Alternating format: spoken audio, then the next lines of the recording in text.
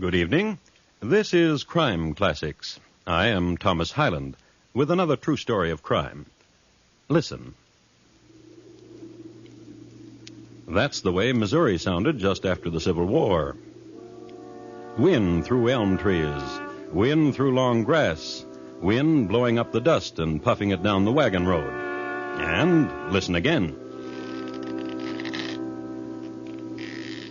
Another Missouri sound. A rope, a new rope, freshly purchased at a crossroads store and cut into 6 equal lengths to support 6 bodies of approximately equal size.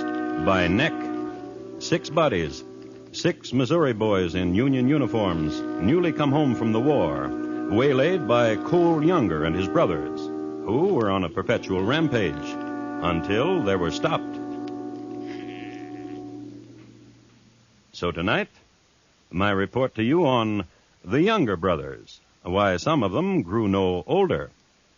Crime Classics, a series of true crime stories from the records and newspapers of every land, from every time. Your host each week, Mr. Thomas Hyland, connoisseur of crime, student of violence, teller of murders. Now, once again, Mr. Thomas Hyland.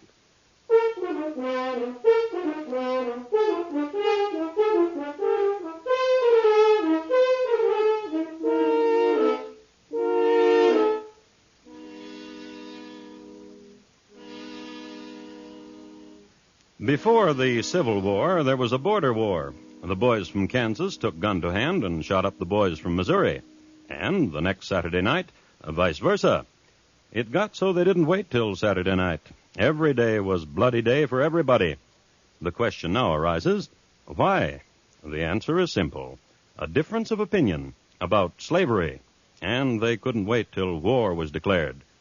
Raid and pillage and slaughter in bloody colors smeared on in bold brushstrokes. And one day, through this never-never land of pistol and knife and torch, there walked a young man. His name was Cole Younger. He was leading a horse and buckboard, and when he came to a certain shack by the road, he was at the end of his journey. People around saw he wasn't armed, so they let him through. They saw his face and the look in his eye, and they let him through.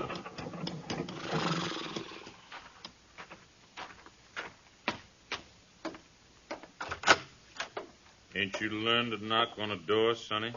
You're Mr. Quantrell, ain't you? I admire politeness in young men. You try knocking... My dad is dying on a buckboard outside. You come see. I seen dying, Sonny. You come see. All right.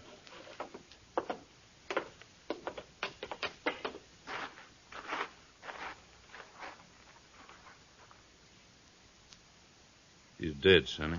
I'm sorry. Shot him while he's standing there just talking to him. Just saying why were they on his land. Shot him because he raised his voice to them. Kansans? Jayhawkers from Kansas. North boys. What are you needing, Sonny? A burying for your daddy? A burying's a private thing, and it's a thing I'll do myself, Mr. Quantrell. When are you riding into Kansas to kill you some Jayhawkers? Tonight, maybe. After I bury my daddy, maybe? Soon after that. I'm coming with you. Of course you are.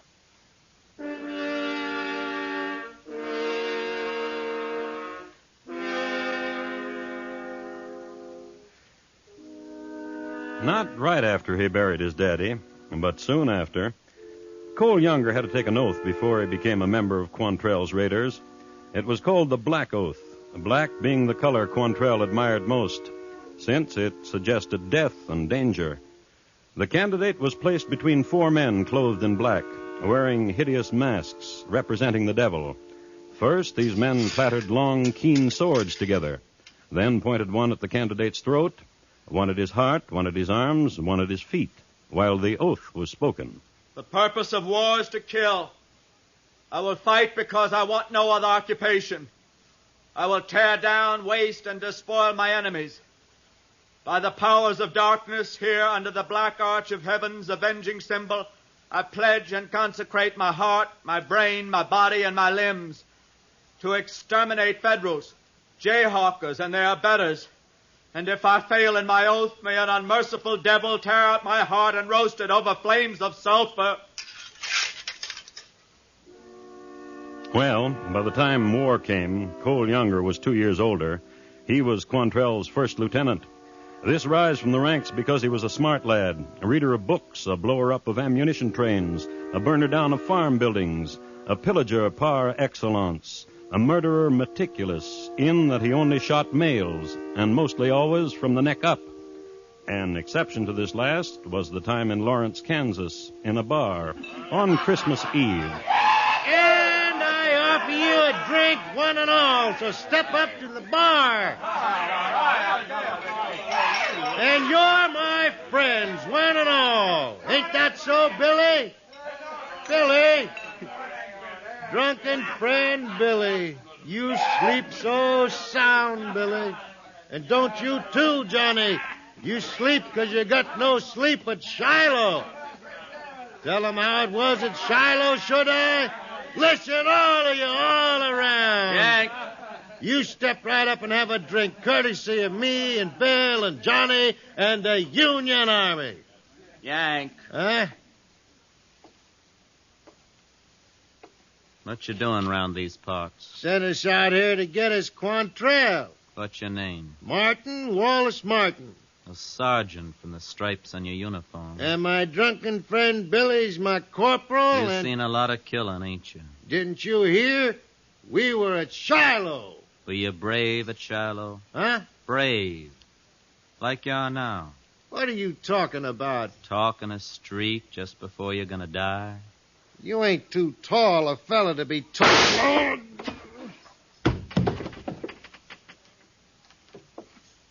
Billy. Corporal Billy, wake up. Now, you come on. Open your eyes, Bill. You see this, Bill?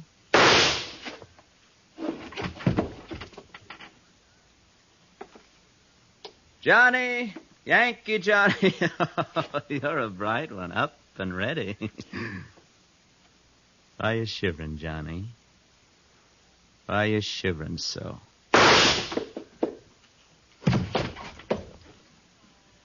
Merry Christmas to one and all.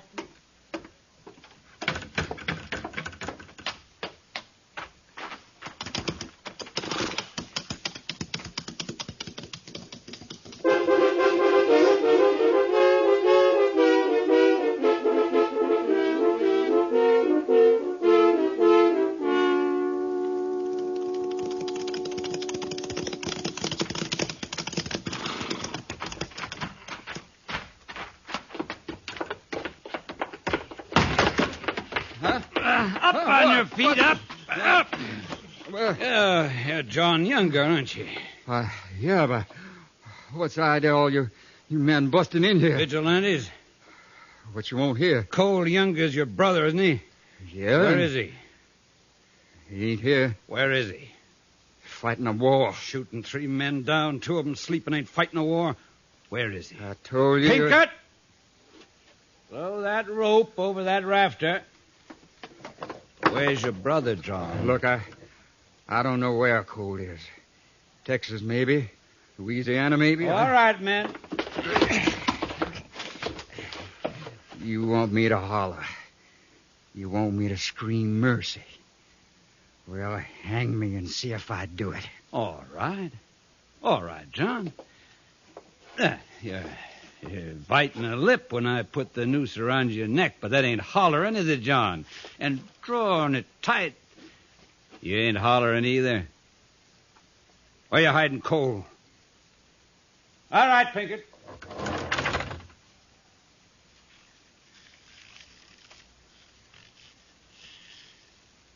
Let him down. Loosen the rope a little, John, so you can holler. Or tell me where Cole is. You'll rot before I tell you. You'll rot before I tell you. Regular brother to Cole, ain't you? Try me. I just tried you. The end of a rope. A dozen of you did that. One at a time. Pinkett! Wait. All right. All right, we'll wait. You're going to kill me? I got to say something. I got to tell you about Cole. Why, if you were licking his boots, you'd be in the right relation to him. He's fighting for what he knows in himself is right. Cutthroat, your brother isn't a bloodletter and... Kicker, are you? That's good. That's very fine. Because now you'll kick high ones and low ones in the air all around. Pinkett!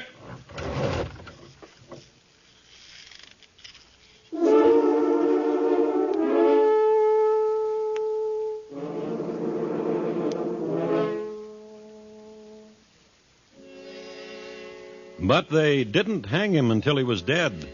They hung him till just before he was dead and then let him down and beat him up and left him. But they didn't find out where Cole was, and that spunky brother of his knew all the time where Cole was, in the hills not 2 miles away, down the road and through a pass and up a hill and 2 miles away.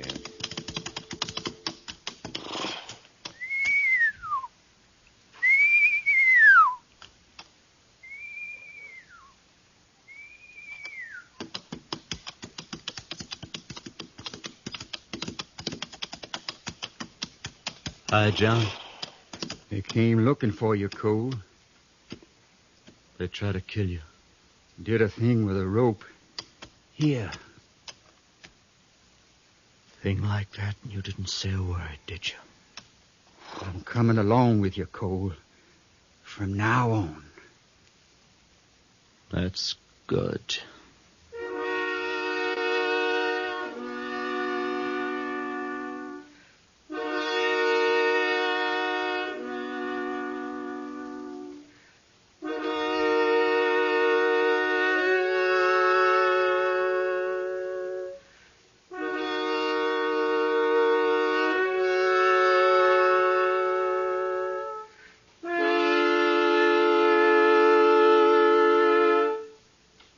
You are listening to Crime Classics, and your host, Thomas Hyland.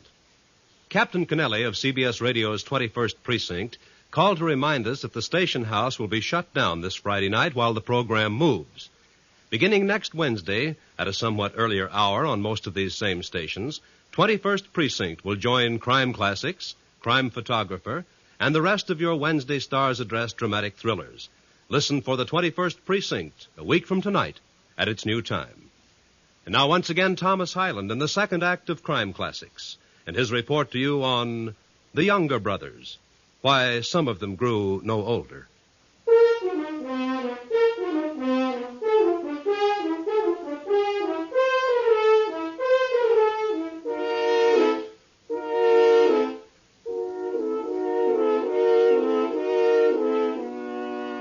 On April 9th, 1865, General Lee surrendered, and the war was over. A thing happens when a war is ended. A pall hangs over the land, and then suddenly there's a maelstrom of activity. Returnings, accountings of gains and of losses, dead battles fought again on saloon tables, lost legs bragged about, the blinded eye, the maimed arm, the victory ball and the brain shocked from its moorings and adrift. And finally, the bright young men funneling into the area of sorrows and devastation, to sell, to cheat, to build. Which was Missouri in 1866. 6 of them Yankees, Cole. And one shot scared him. All right, men, get him!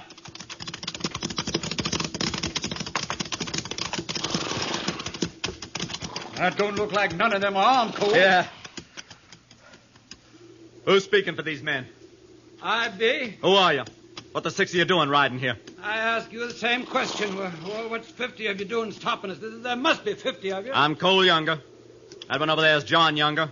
That's my brother, Jim. And Bob is... The Younger boys, huh? That's right, mister.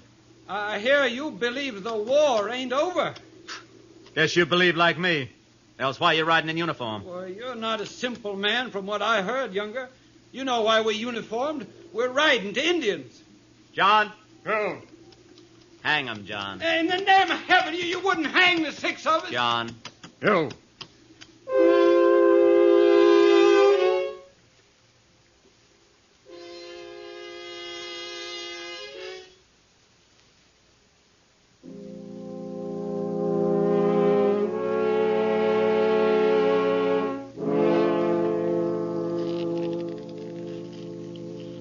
The wind and the rope. You remember. Cole Younger and his brothers hanged 6 soldiers. You might ask how come Bob and Jim Younger were with Cole and John all of a sudden. Well, they were. After the war, there was a reunion, and the 4 of them decided to cast lots together, as the saying goes, to join forces, to butter their bread all on one side. Anyhow, for the next 10 years, the brothers Younger robbed and killed and burned. John Younger was shot down by a detective in St. Clair and was buried near there. Then, on the 7th of April, 1876, in a shack on the skirts of Northfield, Minnesota. It's them, Cole. All right, Bob, open the door for him.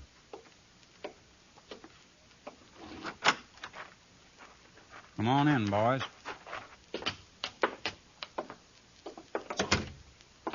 Hi, Jesse. Hello, Cole. You met my brother Frank, haven't you? Sure, everybody knows everybody. James boys, Jess and Frank. Cole, Uh-huh. you told your boys how we're going to do that bank? Don't you worry about it. I ain't worried about nothing, Cole. I just asked you a question. Don't worry, Jess. They'll do what they gotta do. They'd better. Everything ready? Sure. Town people having that political meeting like you said there would be? Yes, I know. Then we don't have to wait for nothing. For nothing at all.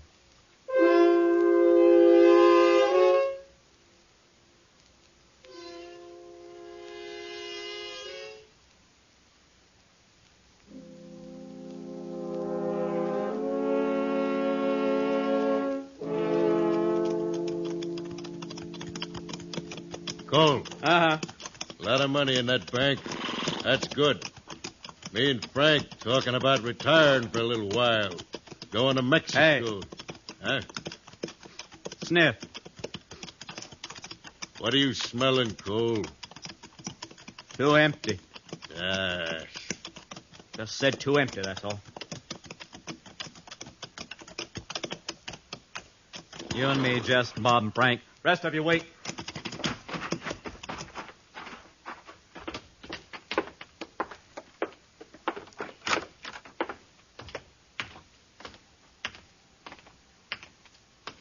Stick up, mister. Just slide everything you got through the window.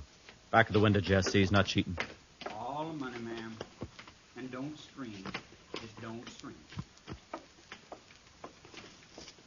Not the silver, mister. Silver's too heavy to carry. come on, come on. How you and Frank doing, Bob? Good. Let's get out of here. Come on, Bob, Frank. Okay, boys. Now just don't gallop till we turn the corner. All of us galloping might disturb that meeting. What's the matter, Cole? Too empty. Like I said, Nothing to shiver about, Cole. There's a meeting. plan kind of empty. That's what these streets are. Look there, boys. Run!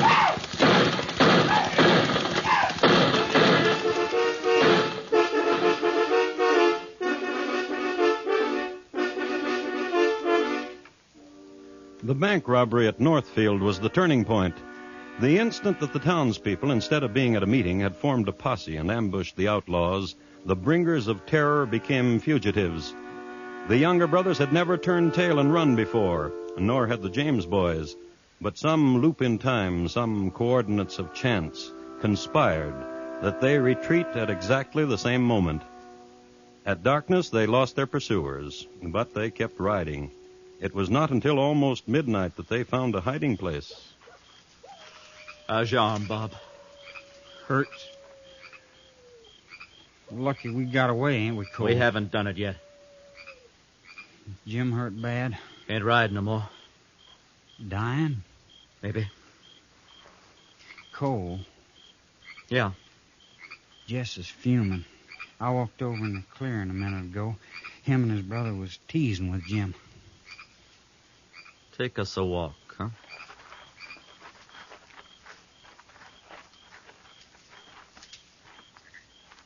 Hi, Jess. Just looking at your brother here. Marveling. Oh? How's he staying alive? That bothering you, son? Well, I'll tell you, Cole. Yeah. Yeah, it is. Jesse, You talking at me, Bob Younger?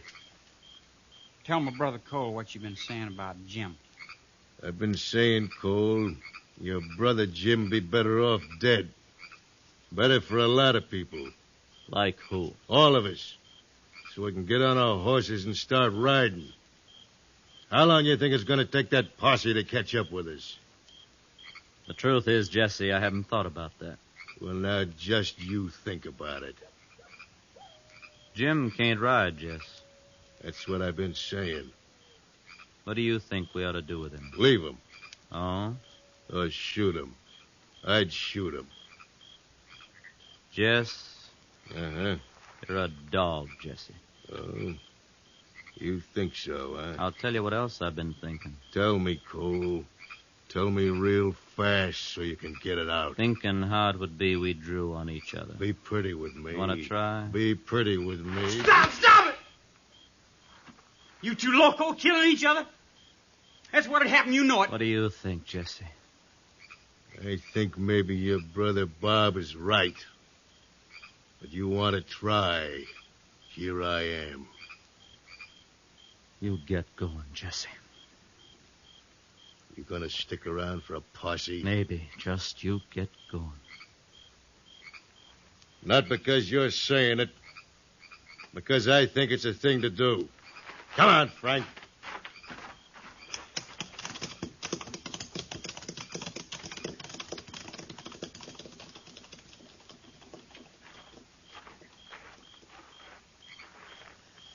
Jim. Can you hear me, brother? Your smiling makes me know you can. Now, don't you talk. Coolness to your head. Don't you worry. Nobody's going to leave you. We're going to take care of you, Jim. Get a doctor to you.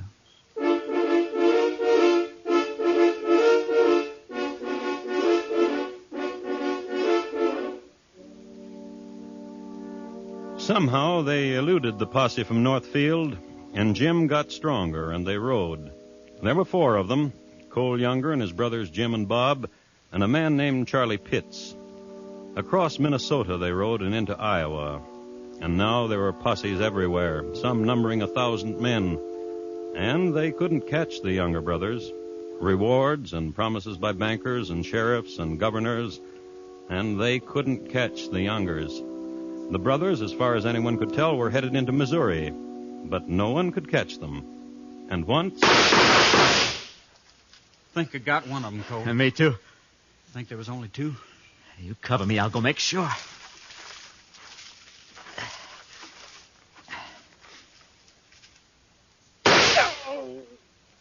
Thought I got you before, Sonny. Not my part. Guess me and my brother both got him. You hurt bad? Crazy to try to ambush us. Only 2 of you, son. Reward. What are they offering for us? Thousands. I don't know. And you and your partner wanted to kill the Younger brothers. Everybody. They all out after the Younger brothers, huh? Everybody. Mm-hmm. You hurt? Hurt. You didn't deserve better, kid.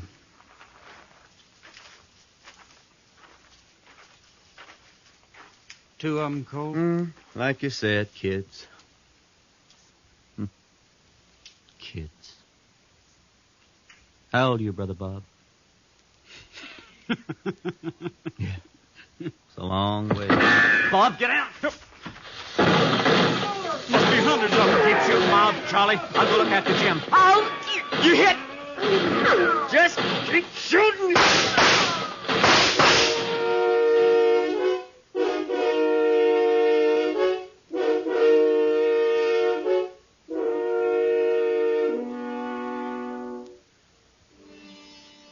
And at last they were surrounded. Charlie Pitts was killed almost at once, but the Younger brothers held off 100 men for hours. Finally... Shot to pieces! And they truly were shot to pieces. Cole had been shot 11 times, with 1 rifle ball under his right eye. Jim had 8 buckshot and 1 rifle ball in the body, plus the shattered jawbone he'd received at Northfield. And Bob's arm was practically macerated. So they were captured, 7 years of plunder, hate, and murder. Done now. The younger brothers leashed. Finally.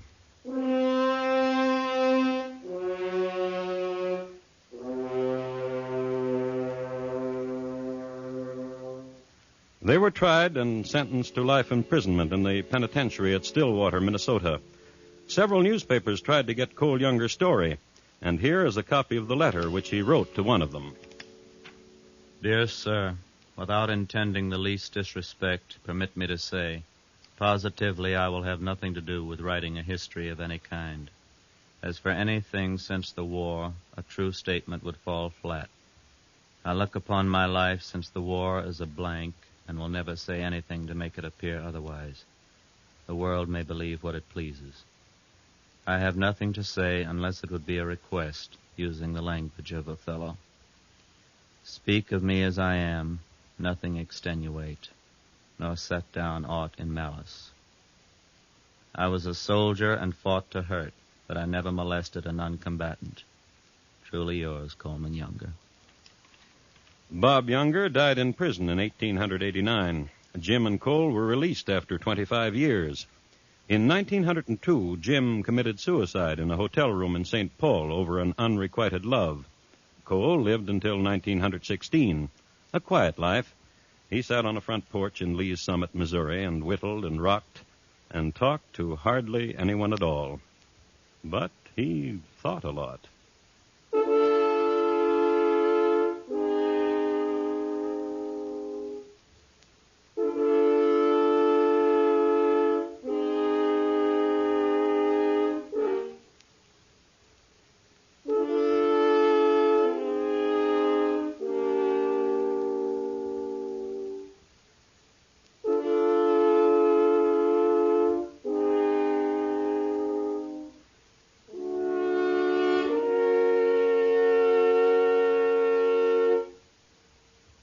In just a moment, Thomas Hyland will tell you about next week's Crime Classic.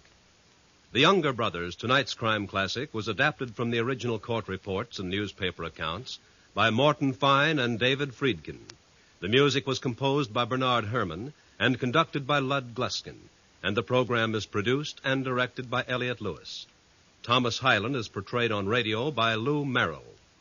In tonight's story, Jack Edwards was heard as Cole, Sam Edwards as Bob, and Jimmy Eagles as John Younger. Featured in the cast were Barney Phillips, Clayton Post, Bill Bissell, and Walter Tetley. Bob Lamont speaking. Here again is Thomas Hyland. Next week, South Konkan, India, in the spring of 1856. We will concern ourselves with two brothers. Their names were Kanak and Supan, and they despised each other. It's listed in my files as How Supan Got the Hook Outside Bombay. Thank you. Good night. Two more familiar CBS radio headliners have moved. This Friday night on most of these stations, where you've been accustomed to hearing Stage Struck, the Star's Address now brings you the new Friday night full-hour Arthur Godfrey Digest show, bringing you Arthur and all the little Godfreys back to nighttime radio with a bang. As for Stage Struck, this fine full-hour visit with Broadway shows and Broadway folks will be presented Sundays at the Star's Address from now on. Thursday nights, Marlena Dietrich stars in Time for Love on the CBS Radio Network.